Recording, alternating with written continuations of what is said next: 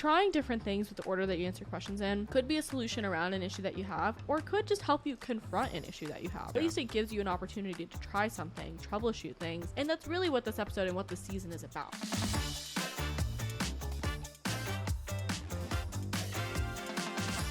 Hello, 7Sage. Welcome to the 7Sage LSAT Podcast. My name is Henry Ewing, and I'm joined with my co-host, Aastha and Henry. We've got a fun episode planned for you guys today. It's a question that I actually get asked a lot by students, clients, people in class. What order should I answer the questions in? Now, I think a lot of times when people start the test, it seems pretty intuitive. 1 through 25, 1 through 26. Just start at the beginning and then work your way through till the end. Yeah. But I've got a lot of thoughts on different ways to approach the order of the questions and how you can best optimize it for your own studying. Before we get into that, Henry, I wanted to ask you, do you do all the questions in order for every section, or do you tend to bounce around a little bit? Oh, I do them straight every single time. Really? And that's the only way to do it, which is to do 1 through 24. The podcast is 3 minutes long. We all agree. And yeah. Good talk, in any everybody. Case, I'll see you guys next week. I think that there are some students, maybe that's you, Henry, who do really well, just 1 through 25, going straight through. I was not one of those students. For me, that never worked for me. I bounced around a lot. I think I've talked on this podcast before about how much I bounce around on LR. By the time I get to the end of an LR section, I'm skipped about half of the questions. Half of them are straight up not answered by the time I get to the end. But for LG and RC, I have a different approach for how I answer the questions and which ones I tend to do first. So I want to start off with RC because that's the section that I love talking about the most and can talk about forever. When it comes to RC, there are two types of questions. There are questions that are specific, point you to a specific part of the passage, tell you to refer to a specific part of the passage. And then there are questions that are much more big picture, right? What's the main idea of the passage as a whole? What is the author's purpose in writing this? Big picture questions like that. There are two schools of thought. The one that I adhere to and worked best for me was going through questions that were more detail oriented and more specific first. So I'd read the passage and I'd go through the questions and I would look for a question stem that was like, what is the meaning of the word X in line 32? Or what's the function of the second paragraph? Or something that's referring to something very specific in the passage. Go back, look at that part of that passage, answer the question. And then by the time I go back to the big picture questions, right, that are asking me to infer or just do something a little bit more broad about the passage, I've already gone back to the passage a handful of times, right? Like I've referred back to the passage, I've looked at it, I've gotten more familiar with it than my first read through. And it's a lot easier for me to answer those big picture questions after I've done the small picture questions. To that point, the reason I bring this up is because this morning I got an email from a client who was asking me, I'm really struggling with detail-oriented questions in the passage, the really small picture stuff. I just can't seem to get them right. What can I do? And so I was thinking about it, and what I offered her as a solution, kind of, I suppose, but more nicely, what I said was do the opposite, right? Instead of doing the small picture questions first and then going to the big picture questions, do the opposite. Right? Do these big, broad, passage whole questions first. And then after you've done that, go back to the more detailed ones. Because at that point, you probably have a better understanding of the larger purpose of the passage. And it'll be easier for you to parse through some of those smaller details. So those are kind of two different routes that you can go as far as RC goes. How do you kind of feel about that, Henry? Well, I think it's what works best for you. Right, obviously, if you're running into issues, you don't want to just keep batting your head against the wall and doing the same thing. So I think it's good to try different methods. Personally, though, I'm a big fan of just doing the questions straight. Just how I did them. Now, maybe that doesn't end up working for you. And really, for me, I try to go back to the passage not frequently. And by not frequently, basically every time I can avoid it.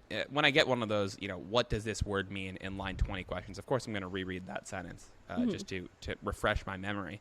But ideally, I don't need to go back to that one line to really figure out what the main point. Generally speaking, I aim to have a pretty good understanding of the passage enough to answer these questions before I even get to the questions. Yeah. So, well, I really don't have, what am I going to do? Just say Aastha's wrong? I won't say it. I might imply it, but I'm definitely not saying that. I don't think that's what you're implying. I think what you're implying is that I'm perfect and never get anything wrong. And also that there's a lot of value in investing time up front in the passage to make sure you have a really good understanding of it before you jump into the questions. So that regardless of what order you answer these questions in, if you've spent enough time with the passage, you really understand it, you've gone through it, you get the structure, you get the summaries, you get the speakers, you do all that, you're going to be in a really good place when you get to the questions. But this is something that, if you're struggling with big picture questions, inference questions, save them for the end. Right after you've done all the other questions within that passage. If you're really struggling with these detail-oriented questions, save those for the end. In general, you want to give yourself as much of an understanding of the passage as possible before you start tackling questions that are tricky for you. Yeah, it kind of reminds me of your LG methodology, where you do the local questions first, and then you go back to the which of the ones could be true, so you can look back at other game boards. Those are more detail-oriented questions, local questions. I guess we should explain what a local question is. Yeah, I was actually going to jump into LG next, but I did want to say one more thing about RC before I move on to that very topic with LG. With RC, I sometimes have students ask me what order they should do the passages in, generally, right? The four passages that you're going to get. Now, the four types of passages that you're going to see on any RC section are going to be an arts passage, a humanities passage, a law passage, and a science passage.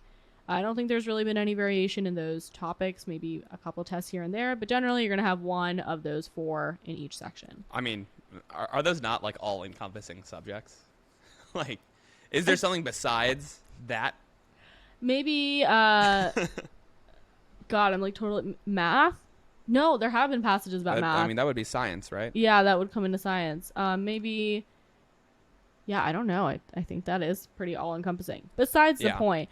There are some students who struggle with one of those types of passages more than others. Typically, what I see is science passages, right? I get it. We're a bunch of law nerds studying for the LSAT. What do I know about science? Nothing. And so a lot of times I'll tell students, if you're really struggling with the science passage and you get thrown off by it when you get to the passage and then it's hard for you to move on from it, do it last, right? There's no harm in saving it for the end. And I think the general message of this episode is just figuring out an order of these questions that work for you, even if it's not the order that the test writers have set it out in, right? There's no requirement that you do this test in order. And a lot of times people will tell me, well, oh, isn't that wasting time? Like clicking through from question to question to find the one you want to do. 5 seconds. Yeah. Maybe 7, right? Like it's really not going to be a huge time sink. And if it's going to help your accuracy and help you move through the section more efficiently, that is time well spent. Absolutely. It's time well spent. So yeah, within the passages, you can think about doing the big picture questions before or after, the smaller picture questions, the more detail-oriented questions. And within the section as a whole, if there's a specific type of passage that you really dread, that you really just get thrown off afterwards, it puts you in a bad mood, save it for the end, right? Do all the ones that are fun and that you enjoy a little bit more first. But I think that's a great segue into LG because my philosophy on LG is pretty similar. Can you tell us a bit about the difference between local questions and the alternative global questions? Yeah, right. So any LG section, you're going to get a set of rules, and you're going to set up those rules to create a master game board. Now, not every single game has a master game board. A lot of them do, though. Right? So a lot of them have some type of master game board that you can make inferences on up front.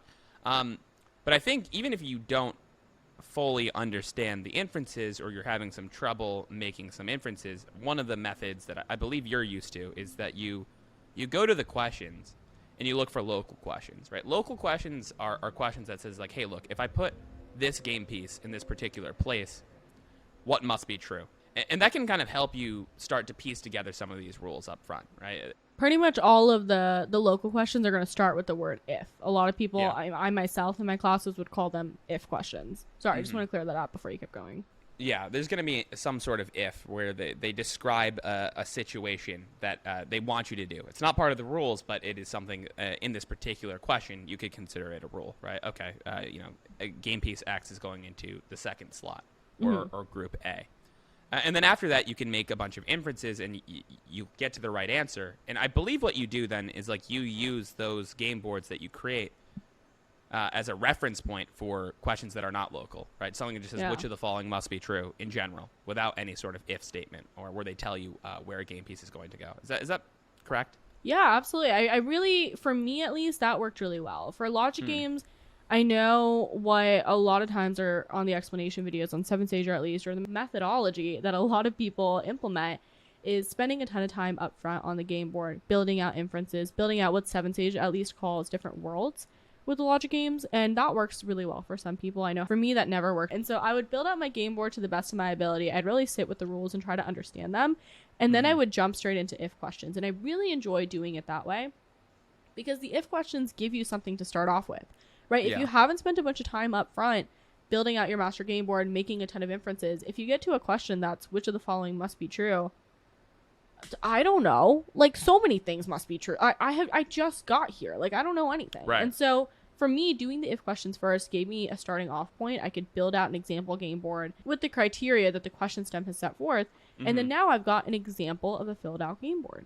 And then when I go back to that must be true question after having done 2 or 3 of these if questions, well, I know that if something in my game board from question number 2 isn't true, that's not going to be the right answer for my must be true question. And a lot of times I'm able to eliminate 2, 3, maybe even 4 answer choices off of a must be true question just looking back at my old game boards. I think that makes a lot of sense too. One thing you want to be doing on this test is like constantly moving, ideally, right? You want to be making some sort of progress at some point. Now that doesn't mean you're literally, circling in an answer every single second, but it does mean that you have an idea of what you're supposed to do. Right? If you come across that must be true question and you're just at a loss, right? Everything looks okay. You don't really know what you're doing. I think that's actually pretty wise to go to a local question because at least that will tell you okay, this piece is going here, and you have a little bit more action items. They kind of get the ball rolling for you to begin with. Exactly. And so if you end up being paralyzed or stuck at a particular question and it's not a local question, I think that's actually very wise. Now, I hate that you sound surprised. If you subscribe to 7Sage Prep Plus, you'll never find yourself in that position. Oh with my God. access to hundreds of video explanations. Both Henry's and mine. Yes. With 2 different methodologies, right? And I think a bigger lesson to be gained here is Henry and I are both people who have scored very well on this test and do logic games completely differently, right? Yeah. Henry does it one way, I do it one way, and we both were able to get to the same end result of a great score on logic games, right? Yeah. And so if you're struggling with logic games, you're looking to switch something up, and you haven't already started doing the if questions first, try it out. Right? You're not going to lose anything by attempting it, right? And seeing if it works well for you. And if it does, great. And if it doesn't, go back to what you were doing or try something else. But, you don't have to answer these questions in order. And I think for logic games especially, that's a really, really, really big tool that you can use to move through it a little more Know efficiently. yourself, right? As Aastha was saying, we've both done very well on this test, despite having fairly different philosophies on approach, or I mean, not totally different, but somewhat divergent philosophies on approach. And really what it just came down to is what ends up working best for us. Yeah, absolutely. So if you ever hear advice, read the question stem first, and it's just not working for you, then don't feel like you have to, make square peg fit in a round hole situation? Is it the other way? Round peg fit in a square hole? No, square peg, round hole. Peg. Yeah, understood. The peg's got to fit. Point is, find something that works for you. There is not always a one-size-fits-all approach to this test. And so you have to know yourself and figure out what's working for you and what's not working for you. Just because, I prefer to do a lot more work up front on logic games and try to build out a master game board, that does not mean it's the only way to do it. You can still get a good score by taking a different approach. What you feel most comfortable doing and what ends up producing the best results for you is what you should do. What I will say, though, is whatever it is that you end up doing, you should have a plan, right? Yes. Every single section, every single type of question when you go into test day, if you're looking to score at your ceiling, right? If you're looking to really maximize your potential on this test, you should have a game plan. You should know what timestamps I'm looking to hit at a certain question. I should know what order I'm going to answer these questions in. I should know what I'm going to do if I get stuck at a certain point. Yeah.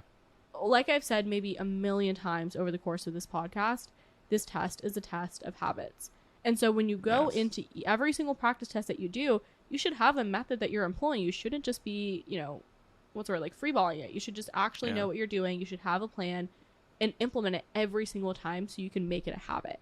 That's really one of the most important things that I can impart when it comes to the test. And regardless of what order you do these questions in, that's what you should be thinking about. Finding a method, sticking to that method, and practicing that method. Yeah, and also, too, I feel like that comes down to the question type, too. I know we're kind of segueing off of the ordering of questions, but, with any given LR question, for example, because that's what I do a lot of, right? Sufficient assumption, start at the conclusion every time. You need an action item or a plan to keep you moving. And that's really the goal, is you just want to keep on moving. So if you don't have a plan, it's very easy to just get stuck. I don't know what I'm doing, right? You look at an argument, you have no idea what you're doing. Oh my God, panic mode, whatever. As opposed to if you have a plan, all right, when I don't know what's happening, I'm going to start at the conclusion, work my way back. Yeah. That's a good plan, because that's going to keep you, your brain moving forward. And that's really your goal here, is to keep moving. You got to keep moving. It's like, in World War Z. Have you seen that movie with, I think it's Brad Pitt? No. And it's like, I haven't. But I'm it's cool, like, Henry. in a disaster, the worst thing you could possibly do is stay still.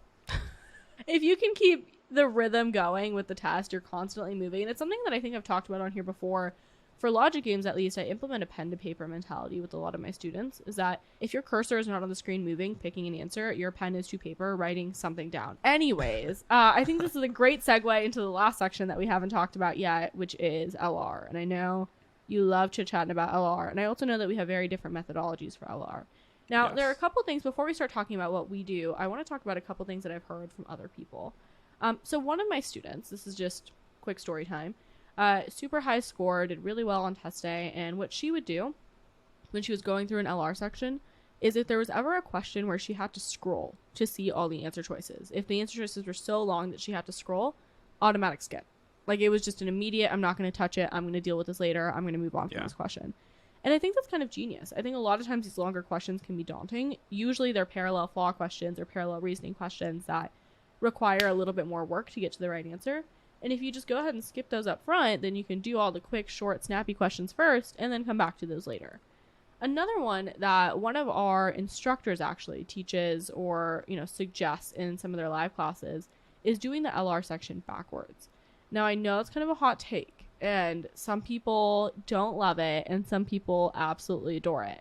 But it's something that might work for you, might not, might as well give it a try if you're really struggling with LR. Is doing the harder questions first, because they're typically towards the back half of the section, and then going back and doing the quicker ones. And I think the type of person that this would work well for are the people who tend to overthink the easy questions. And when I say easy, I mean the ones that are in the first half of the section. I don't think this will work well for if you're already running short on time with LR, but if you aren't really running short on time and you just tend to overthink the easy ones and get them wrong because you think they're trying to trick you and they're not, you might be better off doing them last, right? And doing them when you're on a little bit more of a time crunch and you've given most of your energy, a lot of your energy, to the harder questions on the back end. Again, not something that I think works for everyone, but if you're a student out there and you want to try something new with LR and you fit into that mold, I guess, of a type of student who really overthinks the easy questions, try doing the LR section backwards and see if that works for you. Huh. Okay. I was about to just outright reject that, but I kind of see the idea here. Okay. Potentially. Right? Which is, if you do the harder questions first, you're just going to have naturally less time left over as you approach the easier questions. And it's going to force you to move a little bit faster. So you can't be doing all of these, thinking every possible step of the way. Yeah. Now, what I would say is, I feel like in an ideal world, what I would recommend, I'm not saying that, this person is wrong, right? But what I would recommend is, if you're overthinking, we just got to get you to stop overthinking. That's fair. As opposed to completely reversing the section. Now, how you do that, a number of things, right? Confidence drills, where you just pick the first answer choice, 15 and 15 drills. I guess you could try this doing the section backward. I'm not going to reject it. Obviously, it works for some people, so I don't think that's a huge issue. Now, is the reason it works because you're doing hard questions first? I wouldn't say that. I feel like it's probably to do with timing. But hey, right? If other things just don't work for you, then give it a shot. I mean, what do you have to lose, right? You might as well give it a try. And I think that's thousands of dollars of scholarship. Oh my God! What I'm saying is the point of this episode is to give you guys some ideas on how to study a little bit differently, right? How to keep things moving and change things up if what you're doing right now isn't working for you. Because if what you're doing right now isn't working for you, you should do something different. And I know that seems super rudimentary, but you have no idea how many people I talk to on a daily basis who are like, I've been studying for 6 months and I haven't made any progress and I don't know what to do. 9 times out of 10, literally any change that they make is probably going to help them score better because they're just doing something different. Right? Yeah, no, that's true. Yeah, and I guess it goes back to, hey, there's no secrets to the LSAT, right? There's not a one size fits all. Oh, if I do this, if only I do every even numbered question first, all of a sudden it all comes together, right? I know people who do that. I know people who do that, who do every no, you even don't. number. Stop. I actually do. I've talked to students who have done that before, and it works really well for them. Just bouncing around a little bit. Beats me. Maybe you know some liars. Okay, that is crazy. I literally don't. What is the advantage to that? I cannot envision one. Keeps things okay. interesting. I don't know. Who's to say? But the point is, you can switch these things up. There is no reward for doing the questions 1 through 25, right? If something different works for you, do that. The other thing I'll say with LR, something that works really well for me, is if there's a question that I'm back and forth between two answer choices on, I'm not going to put down an answer on my first run through. I'm a firm believer in round 2, especially when it comes to LR. So this isn't necessarily changing up the order that I'm answering the questions in, but it is giving me a chance to come back to those questions later on. So instead of sitting there and mulling about two answer choices back and forth, I'm protecting my piece and moving on, right? And I'll come back to it later and deal with it later.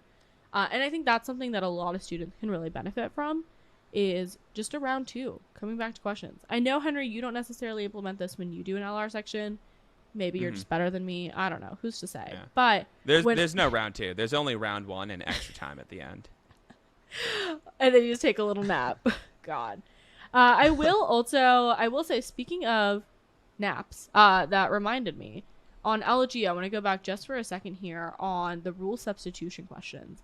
That's one that I get a lot of questions about from students, is how to do the rule substitution questions, how to approach them, when I should do them. My first answer is don't do them unless they're the only questions that you're getting wrong on LG. Until you have mastered the rest of the section, don't worry about it. It's 1 point, you'll survive, and when that's the only point that you're missing, we'll figure out how to get it. But until then, just skip it. Don't worry about it. And I say that because when I actually took the test, like the real LSAT, I had a rule substitution question in my logic games section, and my methodology was always to skip it, and if I had time at the end of the section, I would come back to it. So I put down C, I skipped the question, and I told myself at the end of the section I'd come back.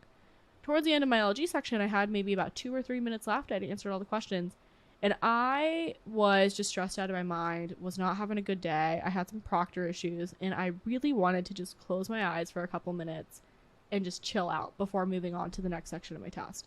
So I sat there and I was like, I could spend these 2-3 minutes, go back and answer the rule substitution question, or I could relax and chill before the next section of this test. And that is exactly what I did. To this day, I have no idea if I ended up getting that question right or wrong.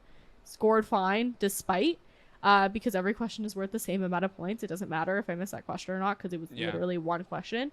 And I probably scored much better on the rest of my test because I took those couple minutes to myself. It's important to mention, too, that those rule substitution, like that strategy for rule substitution, it's only going to work if it's an even number question. Right? If it's an odd number question, you have to do it. Yes. Right? You have to do it. So I'm happy that you happened to get an even number question. And it also was exactly 76 degrees outside, and the wind was blowing north, and it all worked out in my favor. Phew. Jeez. Thank God. I know I kind of brushed past LR. Oh, sorry. Go ahead. No, you brushed past LR. But, I mean, let's just go back into rule substitution question. Now we're getting crazy here. Who cares about dodging questions? We're going back to having a plan, right? In a rule substitution question, you should have a plan to do those. That is, like, the number one thing you need to do is have a plan for that question, because it's very easy to get paralyzed there, right? Mm-hmm. Should we just get into it? I feel like I have to now. I feel like I'm already there. We can spend a couple minutes talking about it, and then we'll go back to LR. I don't want to get too sidetracked from the topic of today's episode, but it is good advice and something I think a lot of people ask about. I don't want to just – now, I'm not saying that it is good advice, right, like to know yourself, right? And if it would really stress you out and it would end up hijacking the rest of your test, it's not worth it trying to do with that. That being said, don't just give up, right? Ideally, you have a plan going into it, which is when any rule substitution question – usually that rule that you're replacing is used to make some key inference in the game. And so a lot of times the right answer choice is just going to be that inference spelled out, right? So you use rule 1 to make some sort of inference like, oh, X has to be in the last slot. Well, rule substitution, X is always in the last slot. Mm-hmm. That is a method you can do. And then the second one is to just go through the answer choices one by one, process of elimination. Ask yourself, does this allow something that was previously not allowed, right? Does this new rule allow something that was previously not allowed? Or does it rule out something that was previously allowed? So that's what you have a plan for that, right? Yes, First, I agree. look for the inferences. Now, if after that all else fails, I actually agree, right? It's not worth getting worked up over one problem. It's one problem. And I do think that regardless of what your plan for that question is, do the rest of the logic game section before you come back to it. Like, I don't think it's worth spending 4 or 5 minutes one by one eliminating each answer choice there when you've still got 2 games left on the section. Again, the order doesn't matter. You can do these questions in whatever order you want and you will still be fine. But yeah, anyways, I hijacked us from LR for a little bit because us talking about napping reminded me of that logic game section. Do you have any other advice for what order to do LR questions in, or different orders that you've seen your students do? Yeah, I mean, I think for LR, there's not like a hard and fast rule. Ideally, I've never heard that doing the section backwards, dubious to me whether that really confers a huge advantage. I personally do them straight, and I tell my clients, just try doing them straight if possible. If you're running up on like an inability to do something straight, usually it's not, what I view that as is not necessarily like the problem is that you're doing the problem straight, right? It's like, why are you freezing up on question 7 and it's a resolve, reconcile, explain question? Yeah. Probably it just means you need to work on RE a little bit more. Yeah. Right? That's what I would diagnose that as. Now that being said, maybe there's just something going on, and people like I have all these weird, I don't want to call them weird things, but I have little things that bother me. Right, and that it's like not like a logical thing, right? Yeah. It's just something that it's like there's no solution to it. It just it bothers me. So then you just have to build a solution around that, right? So if you just find yourself hating question 1, oh my god, or you find yourself paralyzing, just do question 2 then. I totally agree. Oh my god, this reminds me. I had a student who would always believe that answer choice A was wrong. Like, he always just thought there's no way the answer is actually A because they're just tricking me and they're not going to make the answer the first answer that I see. And he would consistently get questions wrong where the answer choice was A, where the right answer was A. And it got to the point where I was like, dude, like, just stop it. You have to trust answer choice A, but he couldn't. So what we started doing was just having him read answer choices E through A, like just read the answer choices backwards, and that fixed the issue. Like, literally, Crazy. Score went up by 5 points because he just started reading the answer choices in a different order. I mean that ends up working too. Yeah, right. Like, trying different things with the order that you answer questions in could be a solution around an issue that you have, or could just help you confront an issue that you have. Right? If your issue is just freezing up and answering questions in a different order helps you move through that, then maybe you can go back to answering them in order and you work through the issue. Right? But at least it gives you an opportunity to try something, troubleshoot things. And that's really what this episode and what the season is about, right? To help you build off of the skills that you've already gained from studying, that you've already heard from us in the last season, and work a little bit smarter based off of that. Yeah. Perfect. Keep moving. Keep it going. You have to keep moving. Keep moving. All right. Well, got anything to close us out, Henry? Nothing really. Keep moving. Don't answer, odd numbered questions. Definitely do the even numbered questions first. Do them backwards. And if you're ever confused, turn the test upside down. I think that does help. I completely agree. I do have one closing note before we end this episode. We are hoping to record an episode soon with a compilation of the best advice that you guys heard over the course of your studying. And by you guys, I mean listeners, whoever's listening to this podcast right now. So if you do have some advice that you want to throw into the pool, feel free to email podcast@7sage.com, whether it's a voice memo or if you just want to write out the advice. Send us an email, and in a future episode, we'll include it with a compilation of other listeners' advice. So feel free to send that over at podcast@7sage.com. But otherwise, thanks for listening. See you next week, and happy studying. See you next week.